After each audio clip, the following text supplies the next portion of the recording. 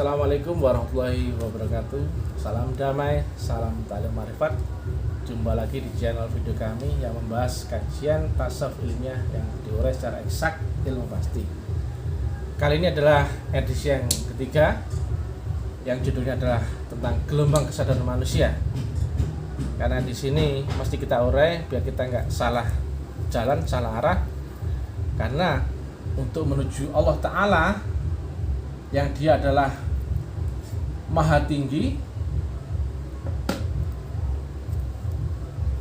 maka kita mesti naik gelombang. Jadi jangan sampai kita turun gelombang dari gelombang akal sadar, jangan sampai turun ke infrasadar, mestinya harusnya ke ultrasadar, yaitu naik gelombang. Nah, gambarnya seperti ini. Pada stasioner manusia ada dua gelombang, yaitu gelombang akal sadar dan gelombang infrasadar.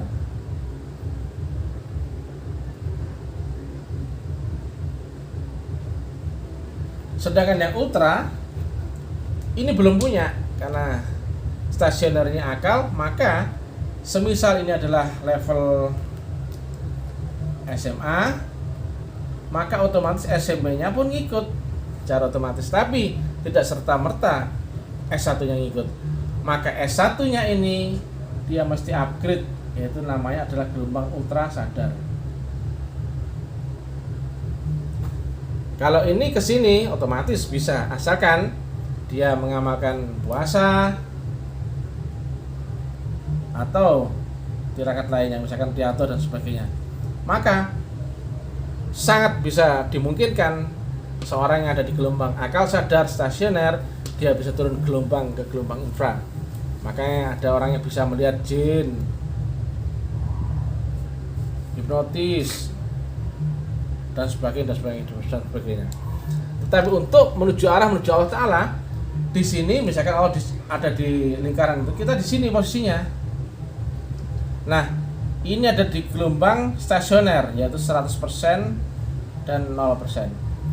Alatnya namanya akal, alamnya namanya dunia. Maka di sini adalah infra sadar, yaitu ketika di bawahnya limit 0%, maka sudah disebut infra sadar atau infrasonor. Kita nggak usah bahas ini, jelas orang-orang yang salah jalan, salah alamat itu, yang main-main di gelombang jin, di gelombang siluman, di gelombang apa aja, keramatan dan sebagainya. Kenapa? Stasioner manusia dia la haula wala quwata. Kalau misalkan dia menjadi keramat, tetapi keramatnya dikontrol oleh akal sadar, maka logikanya adalah mereka terjebak di permainan keramat infrasadar. Ini nggak keramat ya, ini tidak keramat. Tapi jika ada keramat yang dikontrol oleh gelombang sadar, maka adalah infrasadar yang dikontrol lebih tinggi, yaitu gelombang akal sadar. Maka inilah yang sebetulnya kita cari. Ini sudah jangan, ini pun nggak bisa naik kelas. Maka bagaimana cara kita bisa naik ke gelombang lebih tinggi daripada 100%? Itu ada tekniknya. Yang tekniknya kita akan diajarkan pada metodologi thariqah. Tapi thariqah yang khusus. Jadi ada banyak tingkatan thariqah, ada thariqah hidup, ada thariqah mati, ada thariqah setelah mati. Yang kata Nabi, mautu qabla antal maut.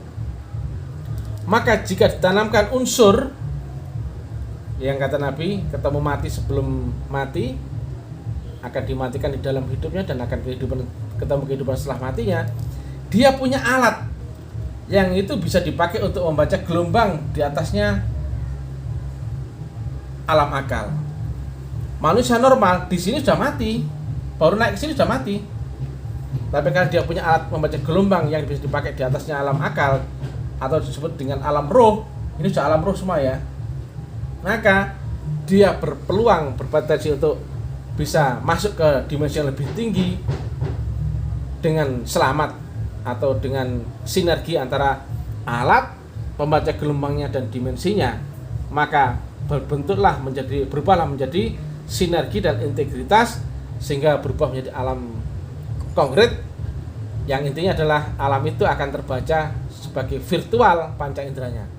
Sama seperti ini, daratnya akan naik terus. Nah, Berarti untuk naik ke sini ke gelombang lebih tinggi menuju Allah Ta'ala, dia mesti naik dia. Kalau nggak naik berarti dia stagnan atau turun kelas. Jangan sampai. Nah, untuk menuju Allah kita mesti naik kelas, naik gelombang yang kata Nabi disebut sebagai Mi'raj. Ini adalah gelombang sadaran ini. Jadi arah menuju Allah mesti pakai ini tekniknya. Nah, tingginya jika dibagi adalah ini adalah level 1, ini level 2, dan ini level 3. Jadi dimensi yang lebih tinggi akan dominan dengan dimensi yang di bawahnya. Maka tinggian gelombang ultra ketimbang gelombang akal sadar, dan di bawahnya adalah gelombang infrasadar. Maka otomatis gelombang lebih tinggi akan mempengaruhi gelombang di bawahnya. Itu secara otomatis. Yang kata Nabi, orang yang masuk di dimensi roh maka jasmani yang ikut. Tapi kalau orang yang masih berada di alam jasmani, rohani nggak ada.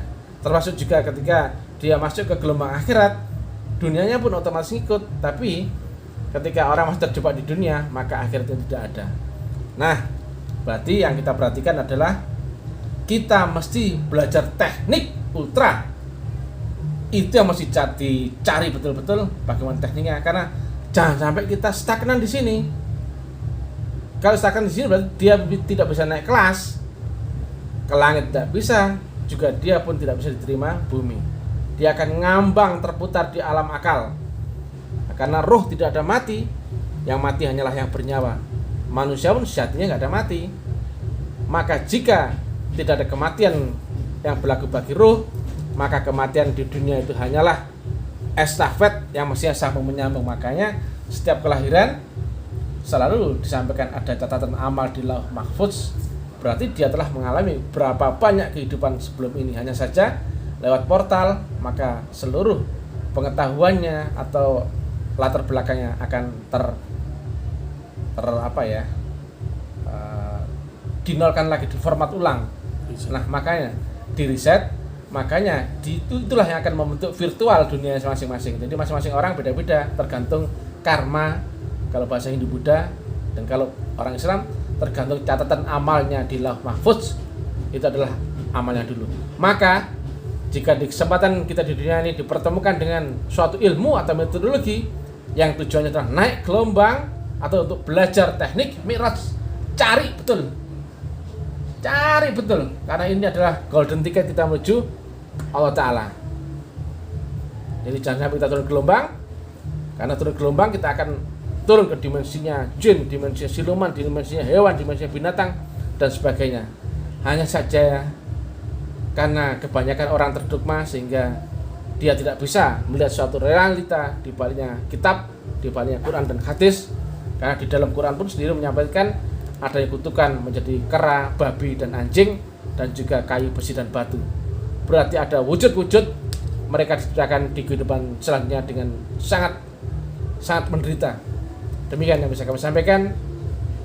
Mudah-mudahan manfaat bagi kita sekalian. Juga mudah-mudahan ada gambaran tentang metodologi beragama. Salam damai, salam persaudaraan, salam taklim marifat. Ilahi anta maksudi wa ridwaka matubi. Assalamualaikum warahmatullahi wabarakatuh.